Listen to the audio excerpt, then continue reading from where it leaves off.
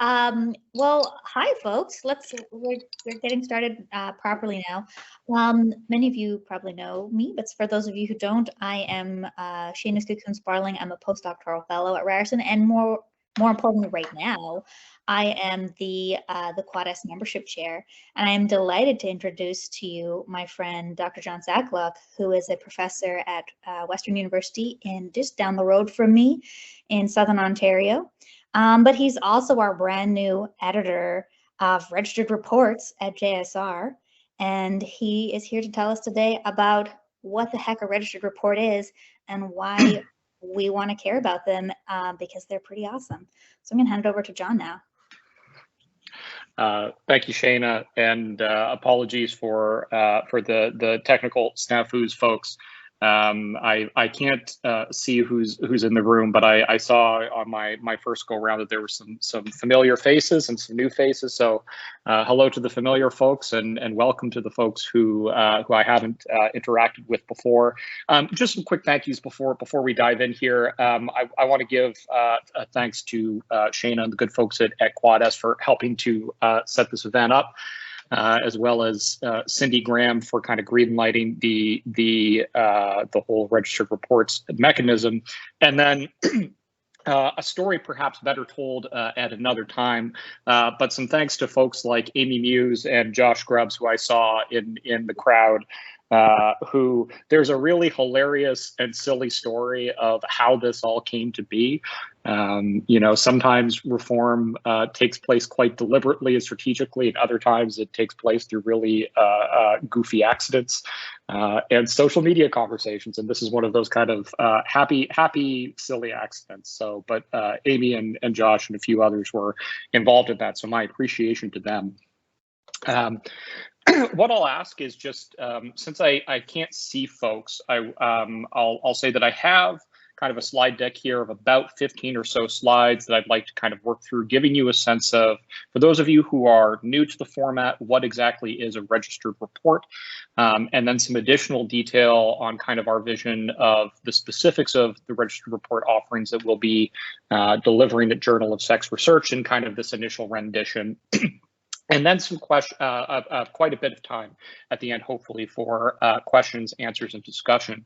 However, given that I can't see folks, what I'd ask is that if there are really kind of pressing clarification related questions, do not feel gun shy, just unmute, interrupt, and we'll field the question live. I won't necessarily be able to see if and when people have questions as we go along.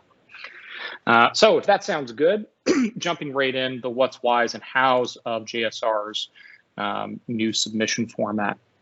Now, I'm going to kind of explain the registered report mechanism, or kind of the philosophy of registered reports at a very top level, taking a few different swings at it with a few different visual aids. And I think that these are each kind of useful framings of what registered reports are and what they're striving to do. Why the heck do we need a new type of submission format at JSR or in general, and what's kind of all the hullabaloo about? One way to think about registered reports is that essentially it's a new format for conducting and publishing research that is designed to mitigate some of the structural pressures that are in place and structural incentives that are in place, both for journals and for researchers, that incentivize, knowingly or unknowingly or anywhere in between, the production of statistically significant tests. And so we know as researchers that we're more likely to get our research published if there's some new flashy effect that we're describing in our papers. And journals also, for good reasons and bad, are attuned to the results of significance tests as well. Certainly, there's a lot more interest generated when we're saying, hey, look at this new latest and greatest thing that our journal is highlighting. And then also just because of some of the kind of trade-offs in the way that null hypothesis significance testing works, up until relatively recently, at least in kind of the interdisciplinary social sciences, there were some good reasons for favoring making a bigger deal out of significant p-values than so-called non-significant p-values. But we also know that in the long run, this creates downstream problems in our literature in the form of publication bias, which distorts what we learn through meta-analysis and gives us kind of oftentimes an overinflated sense of what's happening. So registered reports are an attempt to kind of realign certain pieces of the scientific workflow in the hopes of realigning those structural pressures and incentives to move towards kind of a results agnostic pipeline that emphasizes the production of results that are high in evidential value, whatever the results may be. And so I'll introduce at this point kind of two pieces of jargon here, where one of the kind of main underlying ideas behind registered reports is that researchers would first prepare and submit a research proposal, what we'll refer to as a stage 1 registered report. Sometimes I'll abbreviate this to S1. And this is a proposal that gets submitted to the journal before anything happens. The researcher hasn't collected or analyzed any data whatsoever. They're running the proposal by the journal, and that is what's subjected to peer review. If things go well, and I'll kind of show on the next slide what that looks like, but if things go well, then the protocol gets greenlit, the researcher goes and does the research that they described in their proposal, they do the thing, they write it up, and when they submit that back to the journal, that is what we call a stage 2 report. So what this kind of looks like with the more kind of complicated pattern of contingencies that can play out here is that at the stage of an S1 report, people are submitting an introduction, a proposed methods, and a proposed analyses. And if they should happen to have it, it's not necessary, but pilot data or any studies that are informing the protocol of the registered report proposal. At that stage, someone like me is either going to triage it or invite folks to review it, where some of the normal kind of outcomes can play out here. So some manuscripts are going to be rejected, whereas others are going to be invited for revision. What's really cool about registered reports, in my view, one of the vocal reasons I think to get enthusiastic about it is what a revision means at this stage is your reviewers are going to give you helpful advice that it becomes actionable now because you actually haven't done the research yet. So we'll talk about some of what I see as the downstream benefits of that kind of modification on peer review. But if nothing else, I think it certainly makes reviewer feedback a lot more useful and usable. But kind of the novel outcome that's possible here, and again, one of the reasons why folks get excited about registered reports is if all goes well and maybe you've been asked to make some revisions to your protocol, but you've seen responsive and everyone agrees that this is a strong looking proposal. And I'll say more about what a strong looking proposal features. If all goes well, you will get what is referred to as an in-principle acceptance. What this is the journal committing to publishing whatever you should happen to find in your stage 2, as long as you adhere to the protocol that was agreed upon at stage 1. So if you did what you said you were going to do, nothing cataclysmic happened, right? There wasn't an experimental randomizer failure or some sort of massive sampling snafu, a bunch of bots invaded your study, whatever. And as long as your interpretation of the data is reasonable, then we're gonna show whatever it is that your study should happen to reveal. So then you go forth, you would pre-register the protocol, you would execute the protocol and submit the full stage 2, which looks much more like a prototypical traditional research paper in that it's complete. There's an introduction, a methods, results, and a discussion section. At that point, people are invited to review the paper again, but here the review process is attuned to: did you maintain a strict level of adherence to the pre-registered protocol? If not, that's actually at this stage one of the most probable reasons for rejection. But if you maintained adherence to your protocol, do things seem kind of reasonable in their interpretation? Is your level of discussion calibrated to what you focused on from the onset versus maybe some of the exploratory things that you discovered along the way? And if all is looking well and good, then your manuscript goes on to publication. So one thing that I want to highlight is how the peer review process stages emphasize different features, or research reviewer attention is attuned to kind of different matters. At stage one, it's all about the importance of the question and the appropriateness of the methodology, right? What we're looking for here are questions that are going to be pressing in terms of their theoretical importance or their applied importance, and that are designed in such a way that regardless of how this pans out, most folks would agree this was a really high value, informative investigation. So even if the results are null, right, are they nulls that are credible? Are they nulls that we're going to put stock in? At stage two, right, we're no longer interested in adjudicating the quality of the idea. That's been left behind at stage one. If you make it through that phase, right, everyone's on board with the merit of the idea and the design. It's just, does it get carried out, and are things calibrated in terms of the discussion of what people find? So just to say a few things about what makes for a compelling research question, right? This is a non-exhaustive list, but just to kind of get the brainstorming juices flowing. Research questions that are created to help resolve substantive theoretical conflicts or confusions in the literature, evaluating considerable and plausible applied value, right? So this is not just all a mechanism for basic science. Application-oriented folks can get in on this too. One thing that I really want to emphasize is I think a compelling research question is also, is there something in the literature, and we really need to know, does it generalize to other populations and maybe populations that we have neglected or underrepresented in the literature, either at or beyond JSR? And maybe what's easier to do is to define what it's not, right? So registered reports, I don't think are likely to become a mechanism that is useful if what you want to do is, I kind of have a rough idea of what I want to study. I want to throw a bunch of measures at it, look at what correlates with what, and learn some things, right? I'm not here to malign that type of descriptive exploratory research. I think it serves a really important part of the scientific workflow and process of discovery, and sexuality research has a strong tradition there. It's just not, I think, what registered reports are useful for. So if that's where your kind of mind is at, we're still offering traditional, manuscripts, and that's probably a better avenue for you. In terms of compelling design and analysis, strong controls and checks, right? Let's make sure that data quality is high. Let's make sure that manipulations are doing what they should be doing and not doing what they shouldn't be doing. Measures that are going to capture a high degree of signal, samples that are going to be beyond a reasonable doubt of being likely set up to fail from the onset at detecting the effects that folks are interested in.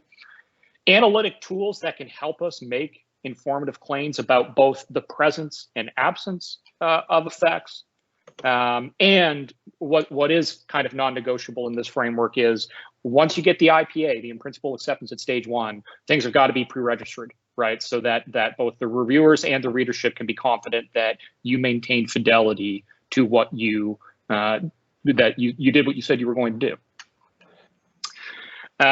So I'll pass these slides around. I have everyone's emails from the event, so I'll send out these links here. But Cindy Graham and I just released a preprint of an editorial that, if you are new to registered reports, we kind of unpack a little bit about what are registered reports in general, how they kind of differ from something like just the use of pre-registration, and our comprehensive submission guidelines are also available now and live on the JSR instructions for authors site. But just to at a very high level, try to clarify, if you are new to this notion of pre-registration and you're hearing this term registered report, oftentimes those things are confused. Totally understandable. So just to say a little bit about what is distinct between the use of pre-registration and this registered report format. One of the first major differences is that anyone can file a pre-registration. It is a permissionless behavior, right? So all a pre-registration is a researcher going on the record ostensibly before data are collected, about some feature of their research. Sometimes it's their research question hypotheses, sometimes it's their methodology, sometimes it's their analyses, right? But they're just going on the record and filing that in kind of a public-facing date and timestamp way so they can say, see, I told you this was what I was going to do, and I did it. But the services that are available for pre-registration mean that anyone can file a pre-registration for anything at any time. You don't need the permission of your collaborators. You don't need the journal to be approving. Some journals aren't even really all that interested in pre-registration, right? So in this sense, pre-registration is very kind of permissionless, right? If you're interested in doing it, you can do it. You can do it regardless of who it's for or what it contains. Obviously, with registered reports, there is a kind of multi-stage peer review process. So your co-authors need to sign off on you submitting the stage 1 and the stage 2, which means they're going to have to sign off on your pre-registration. And likewise, you're going to have to seek approval of the journal for certain methodological features, right? So registered reports actually require a lot of approval seeking in the workflow. Another major difference, you know, there are good pre-registrations and there are bad pre-registrations. And just because you pre-register something doesn't guarantee you any sort of outcome, right? Again, journals kind of span the gamut in terms of how they feel about pre-registration. So if you're pre-registering just kind of out in the wild or DIY, that's something that you're doing mostly for yourself and your research team. Maybe the editor and the reviewers in the journal will value it, maybe they won't. That's kind of at the whims of any particular journal. So it's uncertain what the payoff is going to be for you going through that exercise. With registered reports, what I really like is actually there's a lot of risk reduction, right?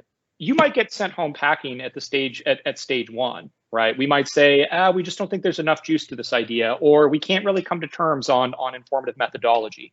But if you get through that stage, what you have is kind of a golden ticket that if you stay true to the protocol, right, and are a reasonable, you know, kind of interpreter of data, we're going to want that article. We're going to publish that article. We're saying we want it, right? We're on board with the idea.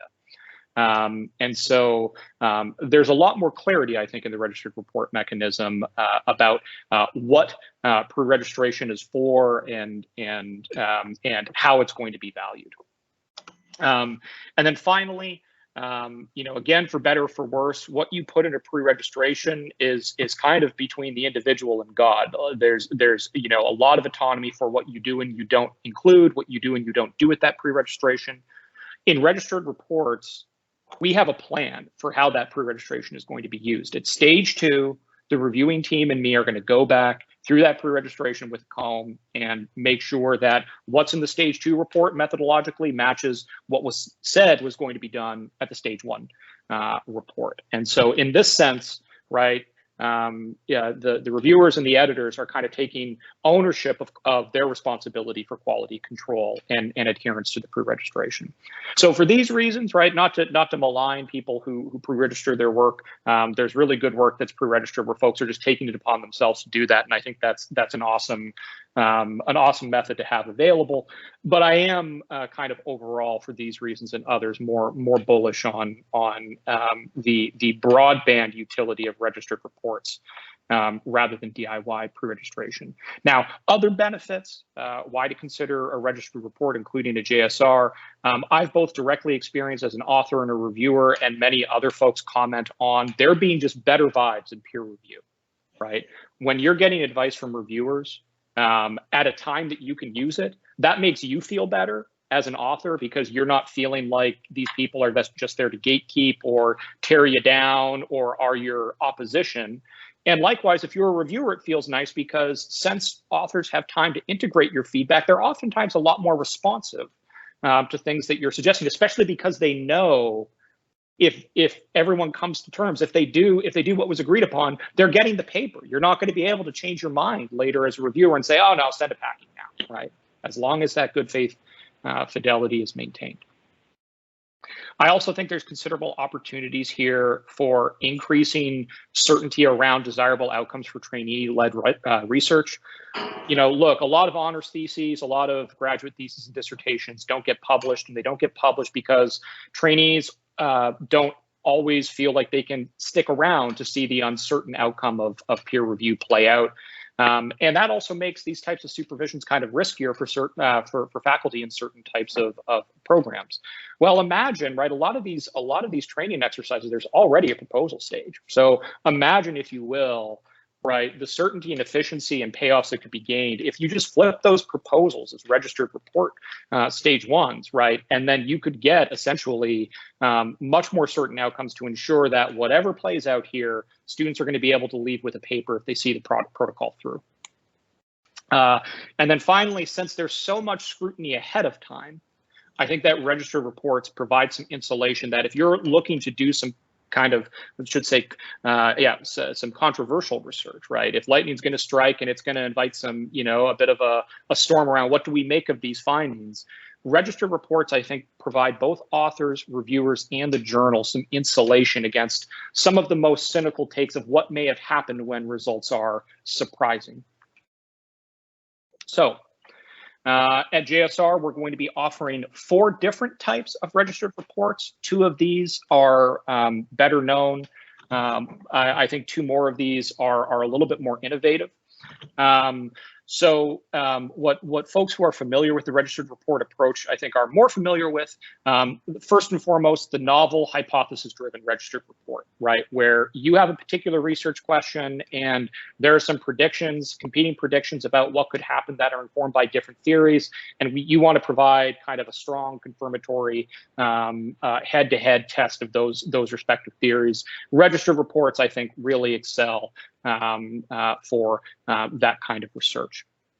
However, following advice from a personality psychologist, Sanjay Srivastava, coined this term, the Pottery Barn rule, that like if you break it, you bought it, and that we're seeing all of these failures to replicate in our literature, and that journals should really take ownership of facilitating replications of the research that they publish.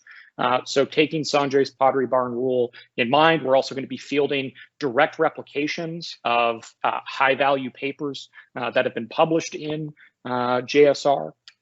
So if you're keen to see some of those replications play out, we have a mechanism for that.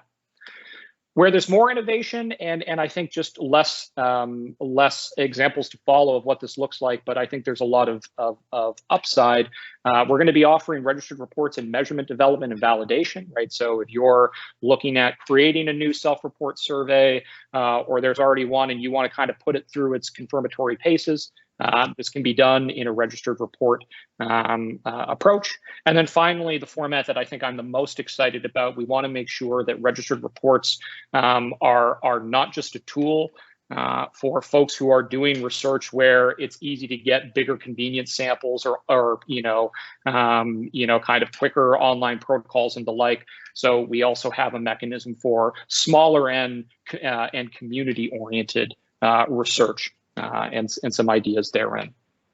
So I won't go dwell on these individually too much, except to say on the website we have a resource that you can download for designing compelling registered reports for each of these 4 different types, right? And each of them kind of hearken to what are the specific things that you need to pay attention to in terms of, right, remember at stage 1, it's about the importance of the question and the soundness of the methods, right? So what does that look like when you're talking about novel hypothesis-driven registered reports? What does that look like when you're considering a direct replication? What does that look like when you're considering something measurement-focused or community-oriented? The features, right, even though the focus is going to be the same. Question. Oh, sorry. Yes, please. So from what I'm gathering, the stage 1 is before you are collecting any data, analyzing anything. I had a question about data we already have. Would that qualify as a stage 2 registration, or is that beyond the scope of what we are doing? So what? By the way, I can't see names. So who's speaking? Yeah, this is Jessica Campbell. Hi, Jessica. Yeah, this is a great question, and I'll have something on it in the frequently asked questions at the end. But just to kind of foreshadow, we couldn't consider it at stage 1 or even stage 2 because reviewers haven't had a chance to weigh in before data collection. Okay. However, a lot of registered reports are submitted with studies already completed, right? So if you already have data and have already kind of learned some things from it, right, you can submit a stage 1 to, for example, I'm just going to do a high-powered replication of the thing that I just found to make sure that it's solid, it's really there, right? And you can submit that as a stage 1 report. Here's my study 1 with my data and analysis from the unregistered study, right? And I would like to submit study 2. Here's my introduction and proposed methods for the high power confirmation test of the thing that I just explored. Perfect. Thank you so much. Yeah.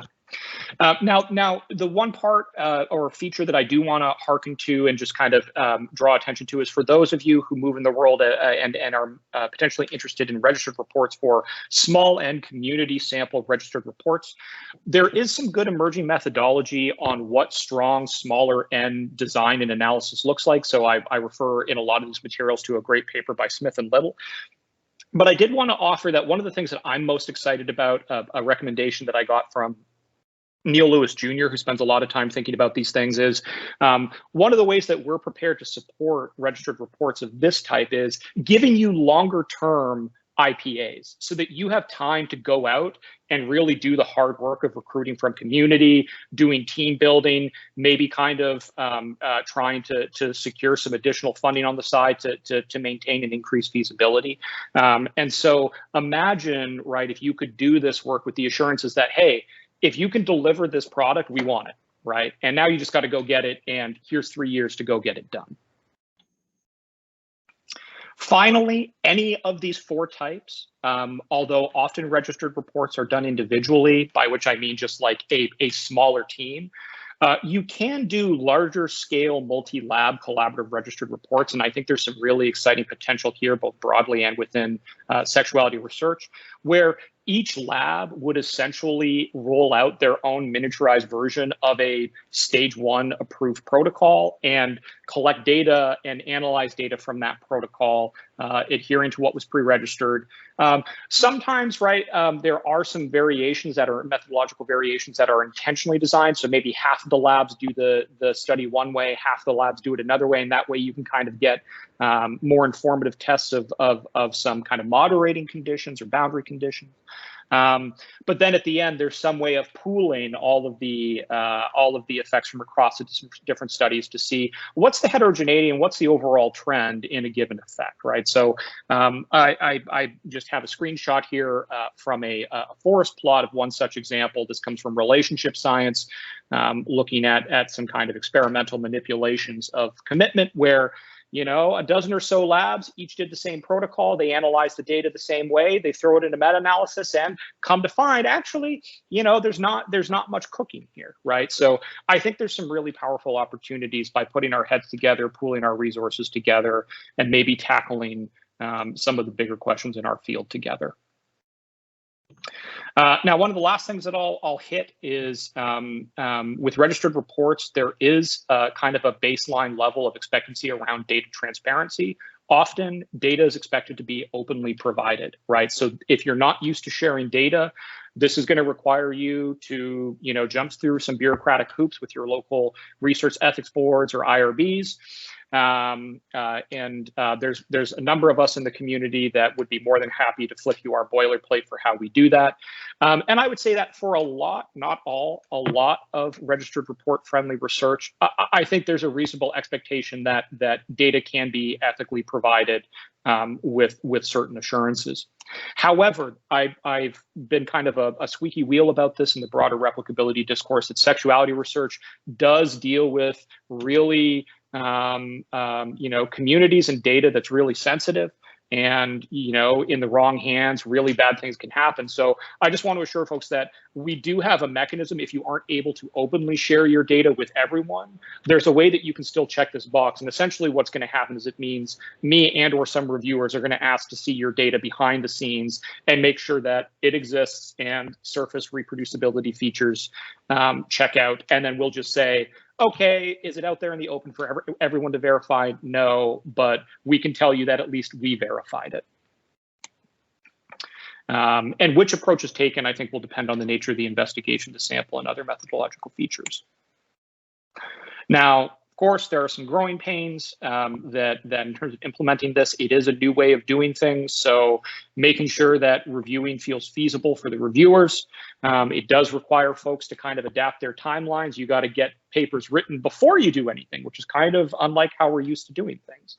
And there have been some kind of discussions about how do we make sure that turnaround times for peer review for especially for stage 1 reports maintain some level of feasibility. And we're thinking about this in our implementation of registered reports too. And we have I think some kind of innovative solutions about how to get it done. So just to kind of close out and then open things up to discussion. Just if popular questions that are often on the minds of many folks when they're introduced to registered reports. Do all studies in a paper need to be done in a registered report framework? No.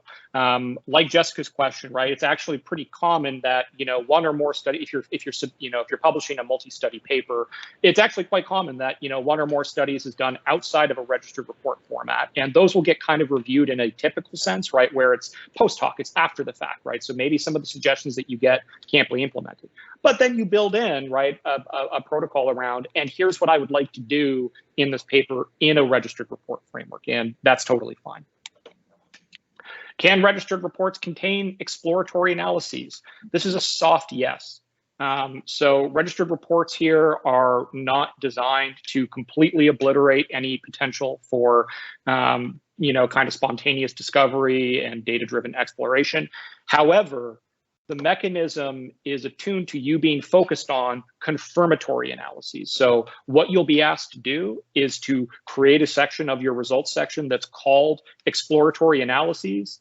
And that subsection should be in both relative and absolute terms smaller than the results and discussion of your confirmatory analyses. The story here should not be the exploratory data-driven thing, right? The story needs to stay on what the registered report was designed to do in the first place, which were, kind of the pre-registered confirmatory tests.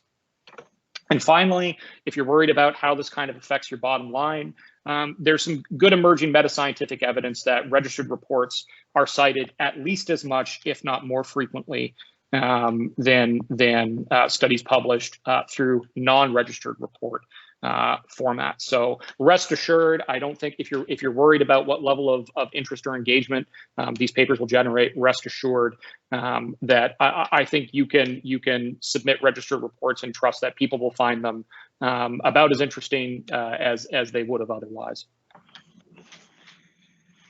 John, I have a question from the chat. We got a question from Sasha, who's wondering, where does measurement refinement fit into this process? Do things like cognitive interviewing to edit a measure before data collection happen before or after a registered report? This is a great question. And what I want to do is I want to turn off my screen sharing.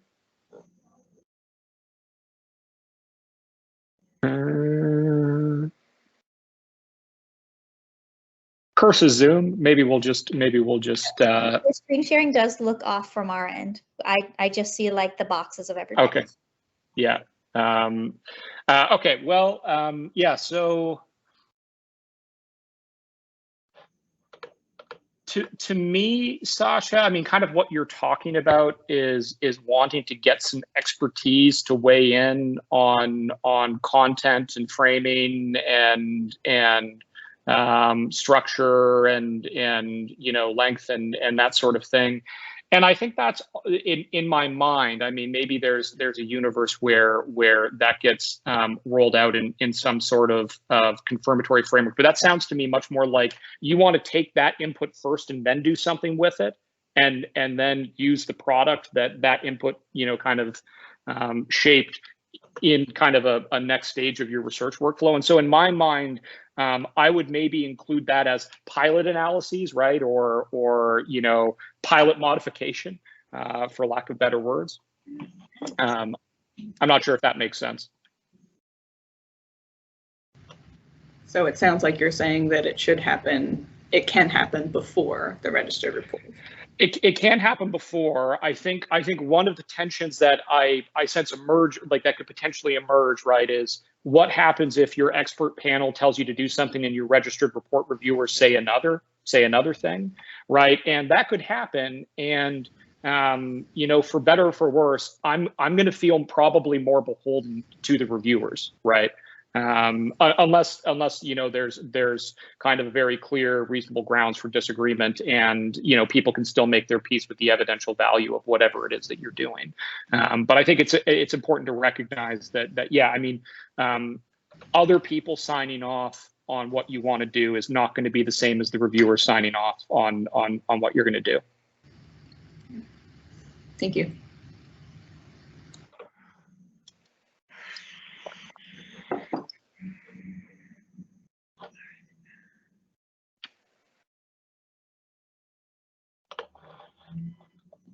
Any other questions for John? Well, while we got him here. I see Taylor. I see some hands up as well. Amy. Taylor, do you mind if we get Amy, just because I know that she might have to run pretty soon? Hey, John, thanks so much for this. That was super helpful. Yeah, I'm sorry. Hopefully I didn't miss this because I was in and out a bit. The snow, the schools, it's been the everything. I'm sure many of you know. My question is kind of about the reviewers, because I know some people here are also reviewers for JSR, and I guess that process. So are you going to train reviewers specifically to do registered reports? Are you going to still get like topic related or method related experts and then give them the information? I'm just also wondering, because I mean, correct me if I'm wrong, but that initial stage one, like there can still be some back and forth there. Yep. And then I imagine like the ideal circumstances, like when people resubmit, you would maybe get those original reviewers to weigh in, but maybe that's not necessary. I mean, this could be 3 years later, right? A person could have left academia or just not have the time. So I'm just wondering what you're doing at JSR around that review process. Yeah, thanks. Yeah, that's a great question, and I think that's something where I'm prepared to attack that problem. I think through a few different strategies, right? So one of the pieces is I'm not sure. Cindy and I talked about it, and I'm not sure what actual appetite, especially given everything that's going on. I'm not sure if I said, "Hey, join a webinar for how to review registered reports." I'm not sure that we would bring the house down in terms of attendance, right? So what I am prepared to do is there's some pre-existing materials on, you know, recommendations for reviewing stage 1 reports and stage 2 reports. I may also just create some of my own, as is kind of my want, because I think sometimes even those resources can be overly technical. And in my mind, I'd like to reduce it to, like, especially for stage 1s and stage 2s, to like checklists, right? Check this, right? Check this. But I think one of the advantages of the registered report system is I actually think that the way that things are structured positions me as an editor, not just me, but anyone, but in this case, me as an editor, to feel a lot safer to make a decision on a stage 2 report if I can't get the same people back, different people back, or even anyone back, right? Now, hopefully there's always someone there to review, but I mean, stage 2 is fidelity, right? And calibration. And that to me is orders of magnitude easier to check.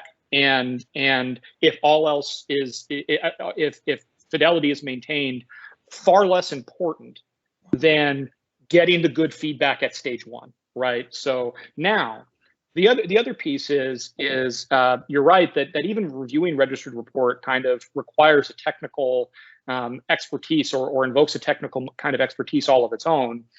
And especially since I see some friendly faces, fam, if you're looking for this to be successful, I'm not going to guilt trip anyone, but I need people to get up for reviewing these things, right? So if you plan to make use of this mechanism, I'm going to need, especially in the early days, I'm going to need your support reviewing these things so that we can build more capacity. The more people who go through one of these, the more that I can expect a broader array of folks to participate in that process. So again, I promise you, I'm not going to finger wag at anyone, but I do think that this is we have the mechanism. Will we keep the mechanism? That depends on its viability. And that viability, I think, is going to walk hand in hand a little bit with, can I put bums in seats for people to review the papers?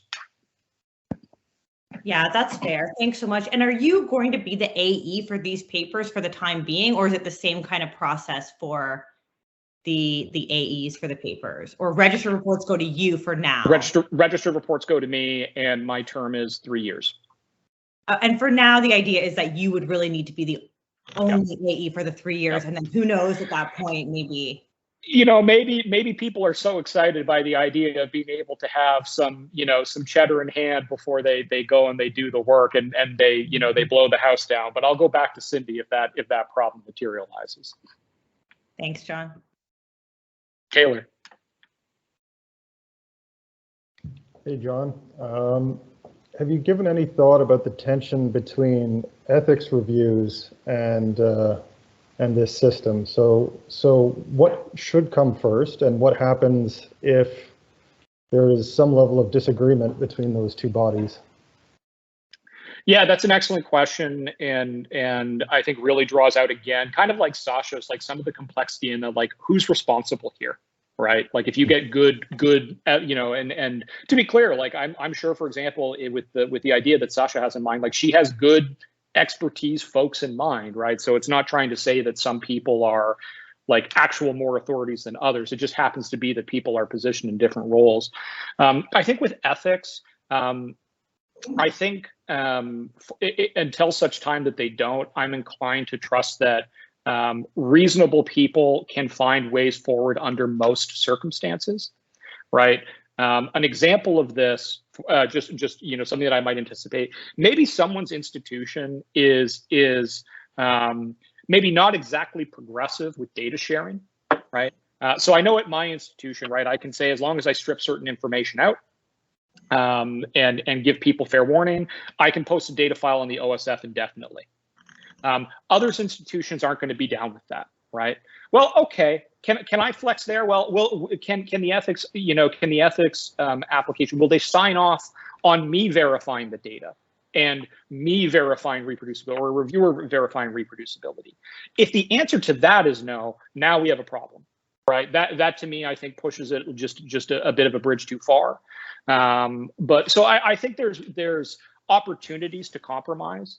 But likewise, I think there's going to be times when it's fair to defend the recommendations of the reviewer and say, yeah, I know it's going to add some time to the project and it's annoying to go back to your REB and submit a revision, but reviewer 3 here has a really excellent point. I think this really does make an appreciable difference in the evidential value of the eventual analyses. I'm sorry, but yeah, I feel this is, you know, IPA is conditional on your getting your ethics board on board with this, right? Now, admittedly, you know, I'm new to this position. I don't know how often irreconcilable conflicts between reviewers and ethics boards will play out.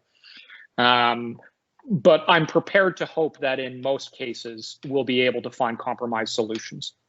Yeah, I'm not concerned that you'll have too many cases where you won't be able to make progress. What I'm concerned about is it devolving into a back and forth that goes on and on and on.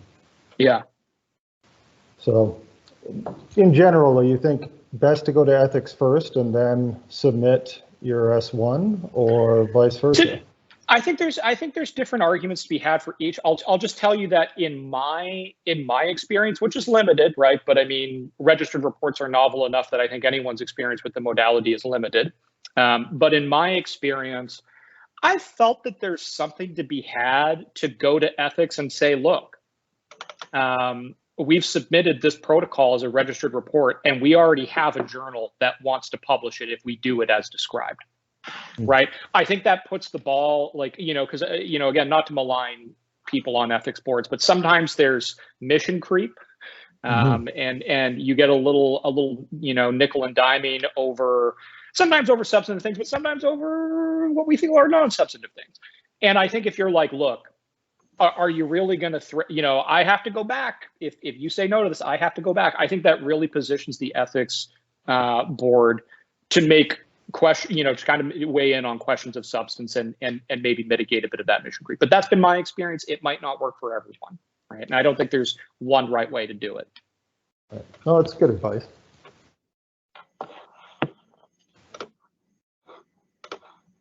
We've got some more great questions in the chat. Sam Sure. is asking for a little clarification on the timeline for this process in terms of like what can we expect in terms of timelines from submission to acceptance. Like JSR usually has kind of a time frame for authors to review initial decisions. Is there, what's kind of the timeline? And I know you kind of touched on this already a little bit. It's okay. Hi, Sam. Hope you're well. So timeline is under most circumstances standard, with the standard caveats, right? So with the like, if I can find people to review them, right? Standard type of review timelines apply. I will point out that for truly, right, and I am going to be, I think, pretty dogmatic on that, but what I perceive as truly time sensitive protocols, we are going to be piloting a rapid review process. This is one of the pieces of advice that I got from some other folks that have edited registry reports for a little bit, for a little while here over the last few years. And so we have a process in place where what's going to happen is peer review is still going to happen. We're going to try to get it to happen faster, but the product that you're going to get back is going to look a little bit different. You're not going to get the belabored, point by point, 3-person review. What you're going to get back is probably a track changes, anonymous track changes version of your document. And I'm going to give you kind of the summary of what we'd like to see done, right? And we're going to try to get that done fast. You can read more about it in the submission instructions, but don't take that, I think, as carte blanche to submit every registered report as time sensitive because you would like it done quicker. We're going to be looking at things like an example of this, right? Oh, there's a federal election coming up and our predictions are about how political identity is going to shape X, Y, or Z, right? Or how, who's in power shapes something about sexuality. Well, okay, then we need, if that's going to be done in a registered report framework, we need to adjudicate that before the election takes place. So you're ready to collect data. So it's that kind of thing, I think, where you could expect to see some expedition. But again, I think there's going to be a little bit of oh, what is this registered report thing? How do you review those? I don't do that. And so I'm really going to need the early adopters, right? I think are really going to, both the publisher, the authors and the reviewers are really going to help make or break the long-term viability of this format offering. Thanks, Sean. Sherry also wants to know, how would somebody let Quad-S know that they're interested, well, JSR know, that they're interested in reviewing R&Rs? If you are willing to review R&Rs, and I hope just by virtue of being here, I hope that you are, you can send an email to me. I'm the person to let know, because I'm going to have to invite you people in the system. So yeah, I have a Gmail that's dedicated to kind of editorial matters for the registered reports. So go on ahead and if you're willing, shoot correspondence that way, and you can send questions there as well. I'll also throw out, I know that we have some other questions here, but also just throw out there that if folks have questions about what the experience is like or deliberating around, good questions. We do have some folks in the crowd who are more seasoned with registered reports. They've either contemplated them, they've done them, succeeded, failed, published, rejected, considered at their own journals, or use some of the strategies that are involved, like pre-registration. So if folks have questions or curiosities, it doesn't need to be me. We can open this. I'm happy to open this up to the floor as well. I mean, that is a great question. What is it like having a registered report reviewed? Like, what is, has anybody had that done? What does that feel like?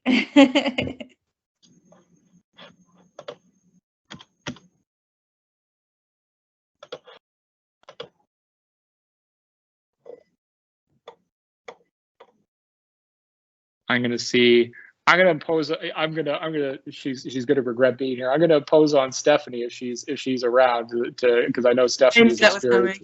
Yeah. I look, John's looking, he's looking. So for one of our projects, we submitted a register report to assessment. It ended up that we, due to some like funding timelines and things like that, we withdrew our thing during the R&R stage. So we did not end up proceeding all the way. But it was still a really valuable experience to get like the amount of detailed feedback that we got that was actually, like John said, implementable. So like we actually changed our protocol quite a bit, even though we didn't proceed forward with the register report because of timeline. So like I definitely see a lot of value in it. And I think that piece there of like, if you really don't like what the reviewers are saying, you can still withdraw it. It's not like you're bound by it. What I liked about assessment was that you did have to have your ethics done before you submitted. So that, I don't know, Taylor, if that would help in this case to think that you could have it done in advance. That, yeah, overall, I'd say it was a positive experience. Jess is nodding, she was involved as well. Yeah, I was just going to jump in to say too that you just move a lot of the work ahead of time. So now that we're working on the manuscript drafts, like we've already done a lot of the lit reviews, so it does really make that more easy. Josh, go ahead. Yeah, so I just had a stage 1 accepted at Psychology of Addictive Behaviors. So I've been through the stage 1 process on things, and this was also a pretty expedited one too. So we received grant notification of an award in late October, and we're gonna have to launch data collection by March, the absolute latest. And so I emailed, I'm on the board there, but I emailed the editor-in-chief and the AE on it and said, look, this is what's going on. I absolutely have to have all the revisions done so we can launch by this date. And they impressed it upon the reviewers to do that. A lot of feedback, a lot of really detailed feedback that was extremely helpful. I found nothing that was suggested was nonsensical in my opinion. Part of that's just probably getting good reviewers, and I understand that. But given that we knew we had a data collection date in mind already, and that we already had the funding to do it, the fact that we were able to get it through, I mean, it worked really nicely for us. I thought it was all around a pleasant experience. Not all research questions are amenable to this. There's lots of things that we've done in the past that would have never worked with this format. There's things we'll do in the future that won't work for this. But for specifically what we wanted to do, it really suited really well. And it's on, for those that are familiar with my work, it's on this moral incongruence, pornography use, and other addictive behaviors. So it's actually a pretty high stakes one where we're critically evaluating a central tenet of one of my signature research contributions. So I'm either putting all the chips on the table, well, that's what I'm doing, so we'll see what happens when it comes out. But what I love about that example, it's a great example of that's provides kind of the readership, you skeptics, like everyone, a lot more assurances about, you know, whatever that study, you know, kind of delivers. It doesn't, you know, it doesn't certify that it's beyond any, you know, anything might have happened or things might change, whatever. But you can say a lot of things, but you're going to have eyes on your methodology, and people are going to be weighing in, and someone's going to see the data and all of that good stuff, which hopefully should boost confidence in whatever it is that you find. I love that. Right. And I will say, I mean, something, I'm like, we did this, but something for folks to think about in particular is at Psychology of Addictive Behaviors, and I'm sure it'll be in most other places, the extent to which you're able to provide all of your analytic code before you've ever collected data is going to make the process easier. I mean, it's typically required in, well, at least at Psychoaddictive Behaviors. Other places I've been a part of registered reports at as well, like this, it's part of the process too, so get comfortable sharing your embarrassingly hacked together kind of code, you guys.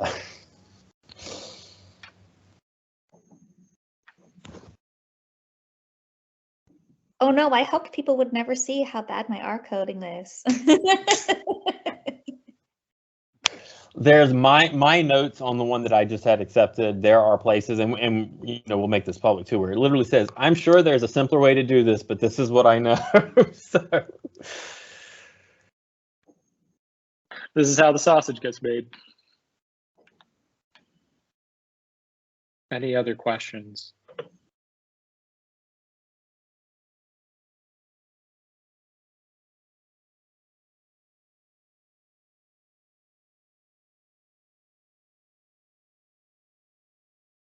Seeing lots of muted mics.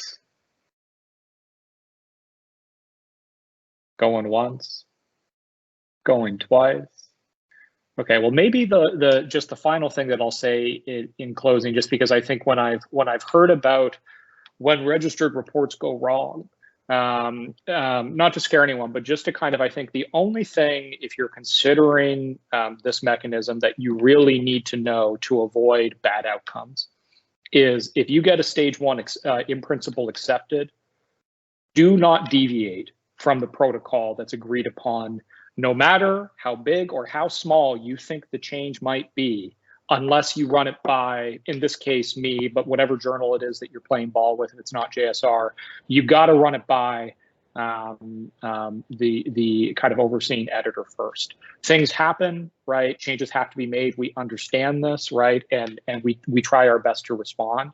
But if you make changes to the way that your research gets done after an IPA has gone out, and either disclose it or don't disclose it, and then it's found, that is the lion's share of why stage 2 reports get rejected. And at that point, you've expended your resources, and it's not a great look optically. So just if you're going to move in this way, get comfortable with it feels a little weird at first, but doing what you said you would do. And if something really does feel like, oh, we made a really big oversight, something needs to change, or something unexpected has happened, get in touch. Let's chat about it and kind of figure out what our options are. Okay, well, I'm sure I'll open my inbox tomorrow to a flood of stage 1 report submissions, which I'm very excited about. But seriously, I would love nothing more to see kind of popular uptake from the format. And if you have any more questions, you can email me at that Gmail address. But I'm also on the Twitters. So I have kind of a thread going for registered reports at JSR, and I'm going to be, trying to do my best to kind of promote registered reports that we field. So if you do have questions and think that other people might benefit from the answers, also feel free to hit me up in that kind of more public forum, and we can kind of create a rolling record of questions and curiosities that have come up along the way, and so other folks can have their answers provided in that way as well. Thanks so much, John. This was great.